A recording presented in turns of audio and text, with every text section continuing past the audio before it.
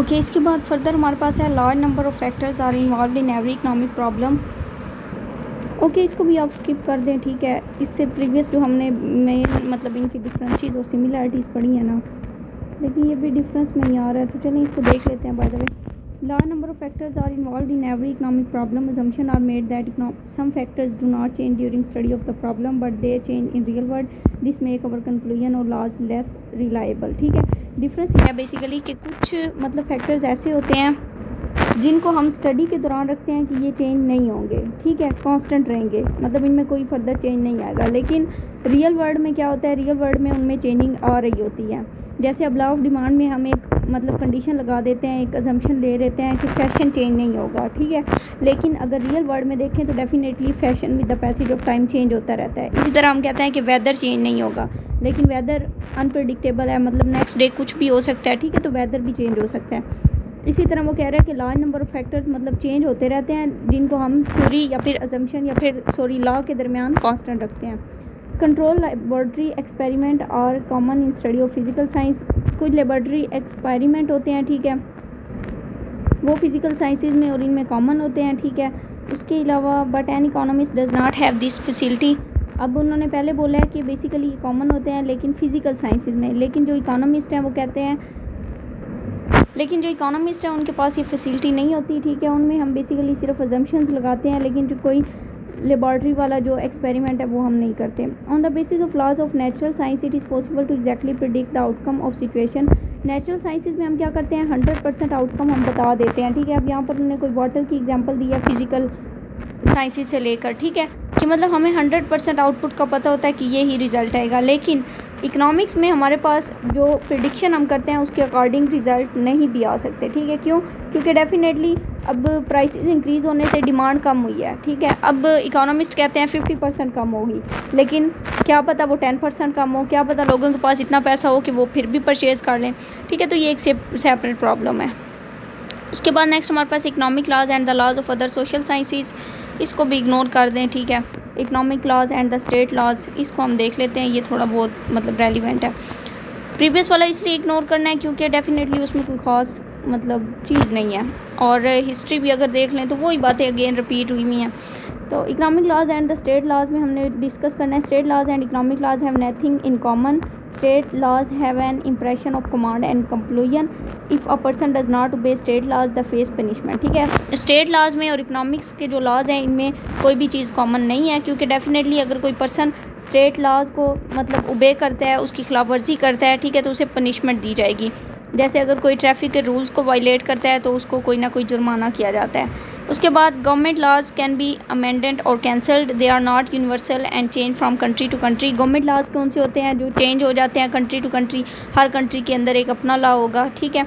उसके बाद but nobody can change और कैंसिल इकोनॉमिक लॉज, लेकिन इकोनॉमिक लॉज को हम चेंज और कैंसिल नहीं कर सकते because they are only general statement about human behaviour, क्योंकि ये जिन इकोनॉमिस्ट ने दी हैं उन्होंने एक जनरल स्टेटमेंट दी हैं, ठीक है। जनरल स्टेटमेंट मतलब कि reality based statement. While government law about property can be change, the law of diminishing utility is unchangeable, ठीक है। अब गवर्नमेंट लॉ अगर कोई प्रॉपर्टी से रिलेटेड बनाती है तो वो तो चेंज हो सकता है, लेकिन जो लॉ ऑफ डिमिनिशिंग यूटिलिटी है, जिसमें मतलब हमने बात की थी कि अगर एक पर्सन, अब लॉ ऑफ डिमिनिशिंग यूटिलिटी का पता नहीं आपको कंसेप्ट क्लियर है या नहीं, थोड़ा बहुत इसका आइडिया चले यहाँ पर कर लेते हैं डिस्कस।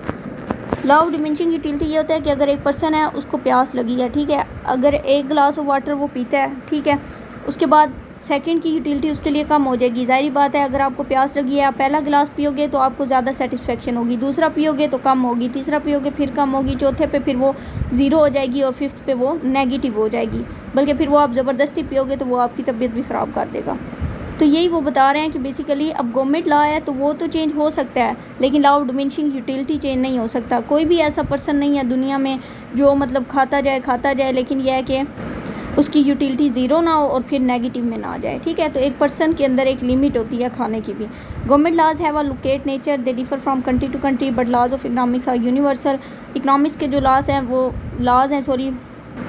वो वर्ल्ड वाइड हैं, ठीक है, पूरी दुनिया में अपनाए जाते हैं, जबकि जो गवर्नमेंट के लॉज हैं वो लोकल नेचर होती है और कंट्री टू कंट्री वो चेंज भी हो जाते हैं। उसके बाद economic laws and moral laws, इसमें भी देख लेते हैं क्या चीज़ है। Moral laws indicate a course of actions which the society expect that an individual must follow. These are either religion laws or expression of public opinion, but economic laws are different. They are generalized statement about the relation between cause and effect in economic problem.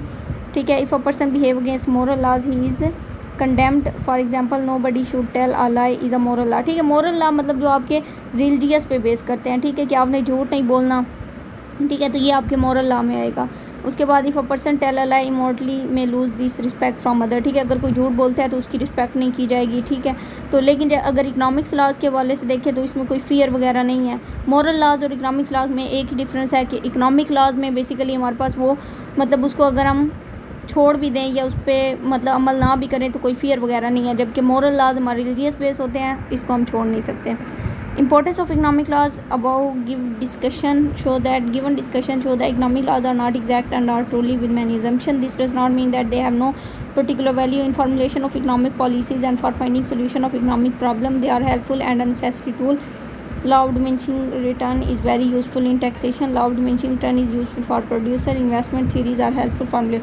ठीक है कि economic laws मतलब बहुत ज़्यादा ज़रूरी हैं economy को चलाने के लिए। ठीक है, इनके अंदर मतलब कोई एग्जैक्ट या फिर एग्जैक्टनेस या फिर मतलब ये कुछ अजम्पशन पर बेस करते हैं। ठीक है, economic laws are not exact and are truly only with some assumptions. ठीक है, कि इकनॉमिक लॉज एग्जैक्ट नहीं होंगे, लेकिन यह है कि ये कुछ अजम्पशन पर बेस करते हैं और उन अजम्पशन को जब हम फॉलो करते हैं तो फिर एग्जैक्टनेस की तरफ आ जाते हैं। उसके बाद वो कहते हैं कि लॉ ऑफ डिमिनिशिंग रिटर्न्स भी एक रियलिटी है प्रोड्यूसर के लिए, इन्वेस्टमेंट थ्योरी भी एक रियलिटी है।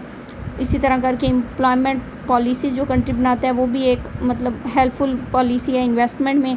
ठीक है, तो ये इसकी इंपॉर्टेंस बताई है, लेकिन ये कोई इतना ख़ास इंपॉर्टेंट टॉपिक नहीं है। इसको आप बेशक मतलब मेन हेडिंग्स और अंदर जो पॉइंट्स हैं वो जस्ट कर लें तो इट्स ओके। ये सबसे इम्पोर्टेंट है, deductive and inductive method in study of economics. इसको हम आज डिस्कस कर लेंगे इसको हम नेक्स्ट वीडियो में डिस्कस करेंगे क्योंकि वीडियो काफ़ी लंबी हो गई है। ठीक है, तो आज के लिए इतना ही काफ़ी है। डिडक्टिव एंड इंडक्टिव मेथड ये बहुत इंपॉर्टेंट है, इसके अलावा नॉर्मेटिव एंड पॉजिटिव इकोनॉमिक्स बहुत इंपॉर्टेंट है। ठीक है, तो ये कुछ इंपॉर्टेंट कंसेप्ट्स हैं जो इंशाल्लाह हम नेक्स्ट वीडियो में बताएंगे। Thanks for watching. अगर वीडियो अच्छी लगी है तो वीडियो को लाइक शेयर सब्सक्राइब ज़रूर कीजिएगा ताकि आने वाली वीडियोज़ भी आप तक पहुँचती रहें। Thanks for watching. अल्लाह हाफिज़।